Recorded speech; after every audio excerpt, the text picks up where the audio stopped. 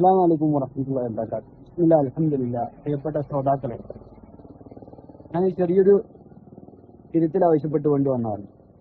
എന്താന്ന് വെച്ചാൽ, നിങ്ങളുടെ നാടുകളിൽ നടക്കുന്ന നബിദിനാഘോഷവുമായി ബന്ധപ്പെട്ട് ഈ നബിദിനാഘോഷവും ഇസ്ലാമും തമ്മിൽ യാതൊരു ബന്ധവുമില്ല കേട്ടോ. അങ്ങനെ തെറ്റിദ്ധരിച്ച ആളുകളോട് എനിക്ക് പറയാനുള്ളത്, ഇസ്ലാം എന്നത് പരിപൂർണമാണ്. മുസ്ലിങ്ങൾക്ക് രണ്ട് ആഘോഷമുള്ളൂ, അതിനപ്പുറം വേറൊരു ആഘോഷം മുസ്ലിങ്ങൾക്കില്ല. അതുകൊണ്ട് തന്നെ ഇസ്ലാമുമായി യാതൊരു ബന്ധമില്ല. ഇത് മുസ്ലിങ്ങളുടെ ആഘോഷമല്ല, ഇത് വേറെ സമസ്ത എന്ന മതത്തിന്റെ ആഘോഷമാണ് എന്ന് നിങ്ങളോട് വിനീതപൂർവ്വം ഞാൻ അറിയിക്കുകയാണ്. അതുകൊണ്ട് തന്നെ എനിക്ക് പറയാനുള്ളത്, മുജാഹിദുകൾക്ക് റസൂലുള്ളാഹിനെ സ്നേഹമില്ല എന്നൊക്കെ നിങ്ങൾ പറയും.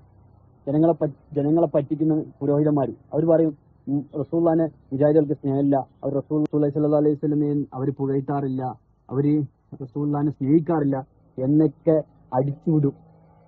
യാഥാർത്ഥ്യം എന്താണെന്ന് ചില ആളുകൾ മനസ്സിലാക്കിയിട്ടില്ല. അതുകൊണ്ട് എനിക്ക് പറയാനുള്ളത്, അള്ളാഹിന്റെ റസൂലിനെ സ്നേഹിക്കേണ്ട അള്ളാഹിന്റെ റസൂൽ പറയുന്നുണ്ട്, ലാ യുഅ്മിനു അഹദുക്കും ഹത്താ അകൂന അഹബ്ബു ഇലൈഹി മിൻ വാലിദിഹി വബലദിഹി വന്നാസി അജ്മഈൻ. അള്ളാഹിന്റെ റസൂൽ പഠിപ്പിക്കുന്ന അറിയും, അള്ളാഹിന്റെ റസൂലിനെ എല്ലാരേക്കാളും, സ്വന്തം ഉമ്മയേക്കാൾ ഉപ്പയേക്കാൾ സന്താനങ്ങളെക്കാൾ എല്ലാരേക്കാളും മുഴുവൻ ജനങ്ങളെക്കാളും അള്ളാഹിന്റെ റസൂലിനെ എപ്പോഴാണ് അള്ളാഹിന്റെ റസൂലിനെ സ്നേഹിക്കുക, അപ്പോഴാണ് ഒരാൾ മുഅ്മിനാവുള്ളൂ എന്ന് റസൂലുള്ളാഹി സ്വല്ലല്ലാഹു അലൈഹി വസല്ലം പറയുന്ന ആ റസൂലിനെ ഞങ്ങളെ ഒരുപാട് സ്നേഹിക്കുന്നു, അങ്ങേറ്റം ഞങ്ങൾ സ്നേഹിക്കുന്നു. പക്ഷേ റസൂലുള്ളാഹിനെ സ്നേഹിക്കാൻ ഒരു ദിവസത്തിന്റെ ആവശ്യമില്ല എന്ന് നിങ്ങളോട് ഓർമ്മപ്പെടുത്താണ്.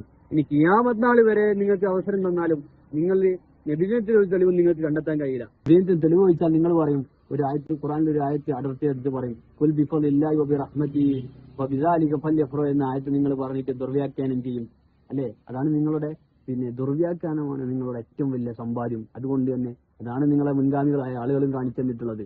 ഓരോ ആയത്തെടുത്തിട്ട് ആ ആയത്തിനെ ദുർവ്യാഖ്യാനം ചെയ്യാം.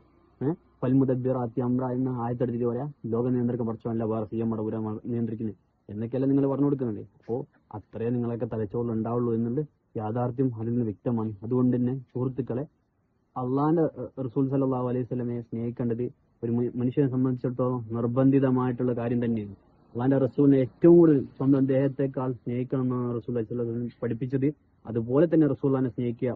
ഒരു മുസ്ലിമായ ഒരു വ്യക്തി രാവിലെ എഴുന്നേറ്റ ഉടനെ അവൻ കിടപ്പറയിലേക്ക് പോകുന്നത് വരെയുള്ള സമയം അവന് ഒരു അള്ളാഹിന്റെ റസൂലിന്റെ ചര്യ പിൻപറ്റിയിട്ടാണ്, അള്ളാഹിന്റെ റസൂൽ പഠിപ്പിച്ച ഓരോ പ്രാർത്ഥനയും ചൊല്ലിയിട്ടാണ് അവൻ നടക്കുന്നതും പോകുന്നതൊക്കെ.